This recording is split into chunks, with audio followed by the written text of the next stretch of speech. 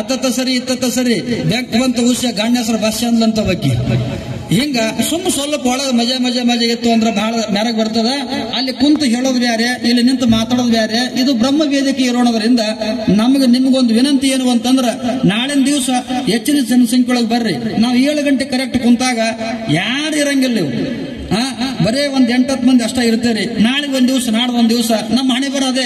ನಾಳೆಗೆ ನಾಡ್ದನೆ 2 ದಿನ ಮುಗಿದ ಬಳಿಕ ಮುಂದೆ ಅದ ಟಿವಿನೇ ಟಿವಿ, ಅದೇ ಮನೆ ಇರ್ತದ, ಅದೇ ಕೆಲಸ ಇದ್ದೇ ಇರ್ತದ. ಅದಕ್ಕೆ ನೀವ್ ಯಾರು ತಪ್ಸಲಾರ್ದಂಗ ನಾಳೆಗೆ ಬೇಗನೆ ಬರಬೇಕು ಅನ್ನುವಂತ ವಿಚಾರವನ್ನು ಈ ಸಂದರ್ಭದಲ್ಲಿ ಹೇಳಿ, ಮನ್ಯಾಗ ಹಳ್ಳಿ ಹೆಣ್ಮಗಳ ಗಂಡಗಂತಾಳ, ಏನ್ರಿ ಅಂದ, ಯಾಕ ನೀರಿಗೆ ಹೊಂಟೀನಿ, ಒಲಿ ಮ್ಯಾಗ ಹಾಲಿಟ್ಟೀನಿ, ಹಾಲು ಉಕ್ಕಿದ್ರ ಬಾಯಿ ತೆರಿ ಅಂದ್ಲಂತ. ಎದ್ರ ಬಾಯಿ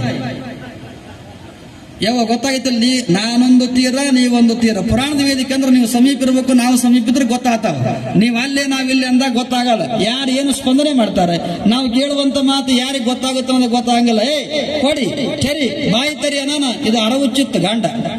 ಆಯ್ತು ತಗೋ ನೀವು ಹೋಗಿ ನೀರಿಗೆ ಅಂತಂದ್ಲು.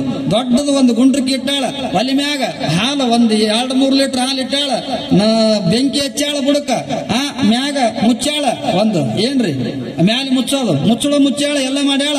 ಹಾಲು ಉಕ್ಕಾಕತ್ಯಾವ, ತೆರಿಬೇಕಲ್ಲ ಬಾಯಿ. ಅದ್ರ ಬಾಯಿ ಬಿಟ್ಟದ, ತನ್ನ ಬಾಯಿ ತರ್ಕೊಂಡ್ ನಿಂತದ ಅಂತೇಳಿ. ಹಂಗ ಜೀವನದೊಳಗ ಆತಿರ್ತಾವ. ಯಾರೋ ಒಬ್ಬ ಹೆಣ್ಮಗಳು 3 ಚಸ್ಮಾ ಖರೀದಿ ಮಾಡಿದ್ಲಂತ. 3 ಚಸ್ಮಾ 40. ಯಾಕ ತಂಗಿ ಎಲ್ಲರೂ ಒಂದೊಂದ ಖರೀದಿ ಮಾಡ್ಯಾರ, 3 ಯಾಕೆ ಇಟ್ಟಿದಿ?